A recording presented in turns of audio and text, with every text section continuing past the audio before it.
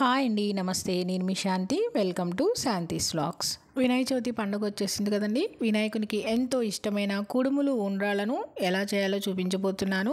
అయితే ఈ కుడుములు ఉండ్రాలను రెండు రకాలుగా మీకు చూపించబోతున్నాను. రాగి పిండి బెల్లం వేసి చేసే కుడుములు ఉండ్రాళ్ళు చాలా టేస్టీగా ఉంటాయండి. సాఫ్ట్గా, చాలా అంటే చాలా రుచిగా ఉంటాయి. ఇవి చేసుకోవటం కూడా చాలా ఈజీ.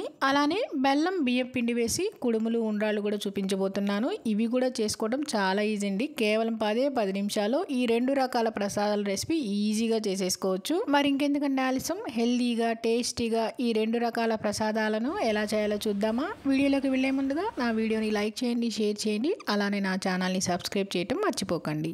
ముందుగా ఈ రెండు రకాల ప్రసాదాల కోసం ఒక బౌల్ తీసుకుని అందులోకి 2 స్పూన్ల పచ్చిశనగపప్పు, 2 స్పూన్ల పెసరపప్పు వేసేసుకొని 2-3 సార్లు శుభ్రంగా కడిగేసేసుకొని ఇవి మునిగేంత వరకు నీళ్లు పోసేసుకొని ఒక అరగంట పాటు నానబెట్టుకోవాలి.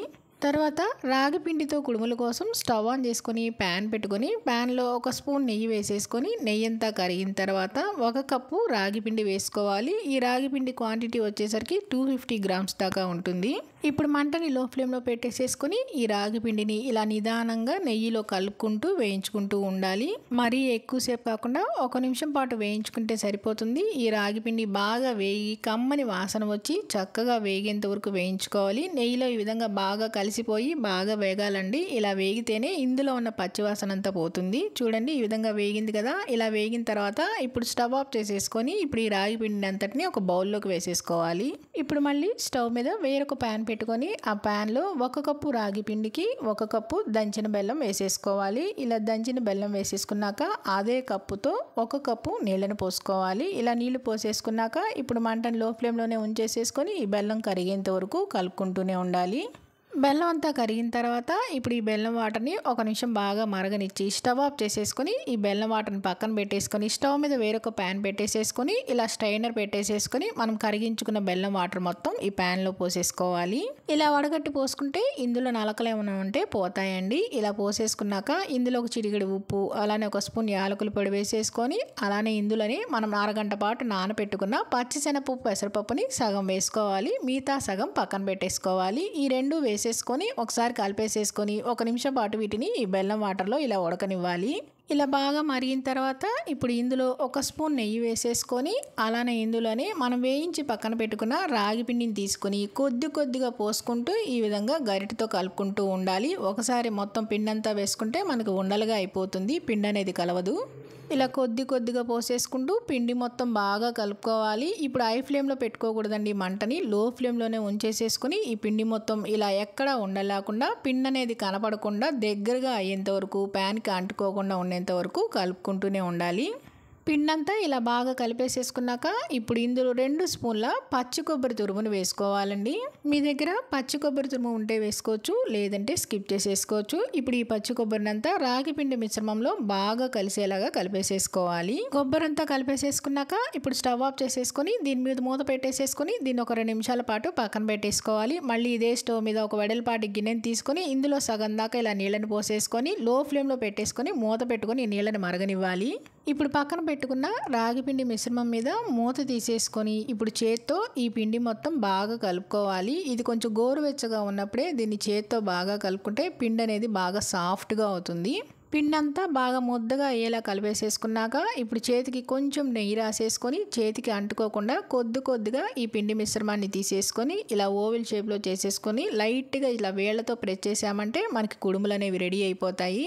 ఇలా రెడీ చేసేసుకొని వేరొక ప్లేట్లోకి పెట్టేసేసుకోవడమే. ఇలా మనకు కావాల్సినన్ని కుడుములు చేసుకోవాలి. నేను ఇక్కడ 11 దాకా కుడుములు చేసుకున్నానండి. మిగతా పిండిని 11 ఉండ్రాళ్ళు చేసుకున్నాను. రెండు కలిపి 11 కుడుములు, 11 ఉండ్రాళ్ళు చేసుకున్నాను. ఉండ్రాళ్ళను కూడా ఇలా రౌండ్గా బాల్స్ లాగా చేసేసుకోవటమే. ఈ రెండు ఇలా ప్రిపేర్ చేసుకున్నాక ఇలా చిల్లులు బేషన్ కానీ వెడల్పాటి ప్లేట్ కానీ తీసేసుకొని అందులో 1 స్పూన్ నెయ్యి వేసేసుకొని ఈ నెయ్యి అంతా ప్లేట్కి అప్లై చేయాలి.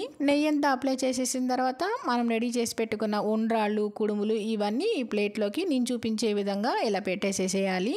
ఇలా మనం రెడీ చేసుకున్న ఉండ్రాళ్ళు, కుడుములు ప్లేట్లో పెట్టేసేసుకున్నాక వీటిని ఆవిరి మీద ఉడికించుకుందాము. ఇప్పుడు స్టవ్ మీద పెట్టుకున్న నీళ్లు కూడా కొద్దిగా మరుగుతున్నాయండి. మరుగుతూ ఉన్నప్పుడే గిన్నె మీద మనం రెడీ చేసుకున్న ఉండ్రాళ్ళ ప్లేట్ని పెట్టేసేసుకుని మూత పెట్టేసేసుకుని 1 నిమిషం పాటు వీటిని ఆవిరి మీద ఉడికించుకోవాలి. 1 నిమిషం బాగా ఉడికిన తర్వాత స్టవ్ ఆఫ్ చేసేసుకొని మూత తీసేస్తే ఉండ్రాళ్ళు, కుడుములు అనేవి చాలా చక్కగా ఉడికిపోయినాయండి. ఇప్పుడు ఆవిరి మీద నుంచి ఈ ప్లేట్ తీసేసి పక్కన పెట్టేసేసుకొని బాగా చల్లారపెట్టుకోవాలి. చల్లారిన తర్వాత ఆ ప్లేట్లో పెట్టేసేసుకొని పైన లైట్గా ఇలా పచ్చి కొబ్బరి తురుము జల్లేసేసామంటే వినాయకుడికి ఎంతో ఇష్టమైన రాగి పిండితో హెల్దీగా చేసిన కుడుములు ఉండ్రాళ్ళు రెడీ అయిపోయినాయి. చూస్తూ ఉంటేనే చాలా సాఫ్ట్గా టేస్టీగా కూడా ఉన్నాయండి. తింటూ ఉంటేనే ఇంకా తినాలనిపిస్తుంది. అలానే మీరు కూడా హెల్దీగా టేస్టీగా ఇలా రాగి పిండితో కుడుములు ఉండ్రాళ్ళను నైవేద్యంగా చేసి వినాయకునికి సమర్పించండి. అలానే మీకు ఎలా వచ్చినాయో కింద కామెంట్లో తెలియజేయటం మర్చిపోకండి. తర్వాత మన రెండో ప్రసాదం వచ్చేసి బియ్య పిండితో ఉండ్రాళ్ళు కుడుములు. దీనికోసం ఒక బౌల్ తీసుకొని అందులోకి 1 కప్పు పొడి బియ్య పిండి వేసుకోవాలి. పొడి బియ్య పిండి వేసేసుకున్నాక ఇందులో ఒక చిటికెడు ఉప్పు వేసేసుకుని ఉప్పు అంతా బియ్య పిండిలో బాగా కలిసేలాగా కలిపేసేసుకొని ఈ బౌల్ని పక్కన పెట్టేసుకోవాలి.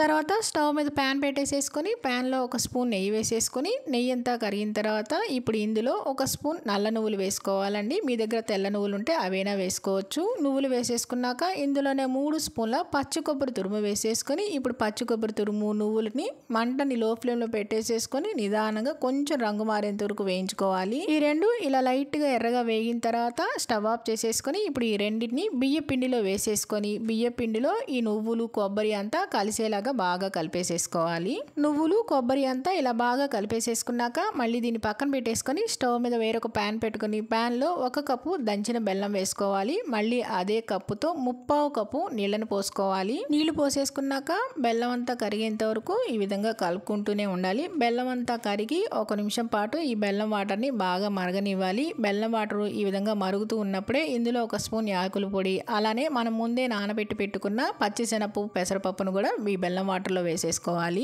ఈ రెండు వేసేసుకున్నాక అంతా బాగా ఒకసారి కలిపేసేసుకొని లో ఫ్లేమ్లో పెట్టేసేసుకుని 1 నిమిషం పాటు శనగపప్పు పెసరపప్పు రెండు బాగా ఉడికేంత వరకు ఉడికించుకోవాలి. ఇలా బాగా మరిగి 1 నిమిషం ఉడికిన తర్వాత మనం శనగపప్పుని ఇలా చేతితో పట్టుకుంటే 2 ముక్కలు అవుతుంది కదా, ఇలా బాగా ఉడికితే సరిపోతుంది. ఇలా ఉడికిన తర్వాత ఇప్పుడు స్టవ్ ఆఫ్ చేసేసుకొని ఈ బెల్లం వాటర్ని పక్కన పెట్టేసేసుకుని ఇప్పుడు మనం కలిపి పెట్టుకున్న బియ్య పిండిలో కొద్దిగా పోసుకుంటూ కలుపుకోవాలి. మొత్తం ఒకసారి పోసుకోకూడదండి. ఇలా మొదటిగా కొంచెం పోసేసుకొని బియ్య పిండిలో అంతా కలిసేలాగా కలుపుకోవాలి. ఇలా ఒకసారి కలిపేసేసుకున్నాక మళ్ళీ కొంచెం బెల్లం వాటర్ని పోసేసుకొని మళ్ళీ ఈ వాటర్ని కూడా కలుపుకోవాలి. ఒకసారి పోసేసుకుంటే మనకి కొంచెం పలచన అవ్వచ్చు గట్టిపడచ్చు కాబట్టి అలా చూసుకుంటూ కొద్దిగా పోసుకోవాలి. ఇప్పుడు మిగిలిన వాటర్ కూడా మొత్తం పోసేసుకోవాలి. నాకైతే మొత్తం బెల్లం వాటర్ అన్నీ పట్టినాయండి. బెల్లం వాటర్ అంతా ఇలా పిండిలో బాగా కలిసేలా కలిపేసేసుకొని దీని మీద మూత పెట్టేసి ఒక 2 నిమిషాల పాటు పక్కన పెట్టేసుకోవాలి. 2 నిమిషాల తర్వాత మూత తీసేసుకుంటే ఇది చక్కగా బాగా ఆరిపోయి మరి కాస్త దగ్గర పడుతుంది. ఇలా గట్టిగా అవుతుందండి. ఈ పిండినంతా ఇలా బాగా కలిపేసేసుకొని ఇప్పుడు ఒక చిల్లులు బేషన్ తీసుకుని ఆ బేషన్కి ఇలా నెయ్యి రాసుకోవాలి. ప్లేట్ అయినా చిల్లులు ప్లేట్ అయినా ఏదైనా తీసుకోవచ్చండి. ఇలా ప్లేట్కి నెయ్యి అంతా అప్లై చేసేసుకున్నాక ఇప్పుడు కొద్దిగా పిండి ముద్దను తీసేసుకొని ఇలా కుడుములాగా చేత్తో లైట్గా ప్రెస్ చేసామంటే రెడీ అయిపోయినట్లు. ఇలా లైట్గా ప్రెస్ చేసేసుకొని మనం నెయ్యి రాసుకున్న ప్లేట్లో పెట్టేసేసుకోవాలి. ఇలానే మిగిలిన కుడుములు చేసేసుకోవాలండి. నేనైతే ఇక్కడ 11 కుడుములు 11 ఉండ్రాళ్ళు చేసుకుంటున్నాను. ఉండ్రాళ్ళు కూడా అంతేనండి. ఇలా కొద్దిగా పిండిని తీసుకొని ఇలా రౌండ్గా బాల్స్గా చేసేసుకుంటే అన్నీ ప్రిపేర్ చేసుకున్నాక ఇప్పుడు స్టవ్ మీద కడాయి పెట్టేసేసుకొని కొద్దిగా ఆవిరికి సరిపడినన్ని నీళ్లు పోసి అందులో ఇలా స్టాండ్ పెట్టేసేసుకొని మనం రెడీ చేసి పెట్టుకున్న ఉండ్రాళ్ళు కుడుముల ప్లేట్ని ఆవిరి మీద ఉడికించుకోవాలి. ఇలా ప్లేట్ పెట్టేసుకొని మళ్ళీ మూత పెట్టేసేసుకొని ఒక 2 నిమిషాల పాటు ఆవిరి మీద ఉడకనివ్వాలి. 2 నిమిషాల తర్వాత స్టవ్ ఆఫ్ చేసేసుకుంటే కుడుములు ఉండ్రాళ్ళు చాలా చక్కగా ఉడికిపోయినాయండి. ఈ ప్లేట్ని పక్కన పెట్టేసుకొని చల్లారిన తర్వాత ఒక ప్లేట్లోకి సర్వ్ చేసేసుకుంటే వినాయకునికి ఎంతో ఇష్టమైన ఉండ్రాళ్ళు కుడుములు రెడీ అయిపోయినాయి. చాలా అంటే చాలా బాగా వచ్చాయండి. చాలా సాఫ్ట్గా ఎంతో టేస్టీగా ఉన్నాయి. మరి మీరు కూడా ఈ ఉండ్రాళ్ళు కుడుముల్ని తప్పకుండా ట్రై చేయండి. ట్రై చేసి మీకు ఎలా వచ్చిందో కింద కామెంట్ రూపంలో తెలియచేయడం మర్చిపోకండి. చూశారు కదా, ఈ 2 రకాల కుడుములు ఉండ్రాళ్ళ రెసిపీస్ని మీరు కూడా తప్పకుండా ట్రై చేయండి. ఆ వినాయకునికి నైవేద్యంగా సమర్పించండి. మరి ఇంకెందుకంటే ఆలస్యం, వీడియో కనుక నచ్చితే లైక్ చేయండి, మీ ఫ్రెండ్స్కి రిలేటివ్స్కి షేర్ చేయండి, సబ్స్క్రైబ్ చేయండి. మరిన్ని అప్డేట్ కోసం కిందన్న బెల్ ఐకాన్ని క్లిక్ చేయండి.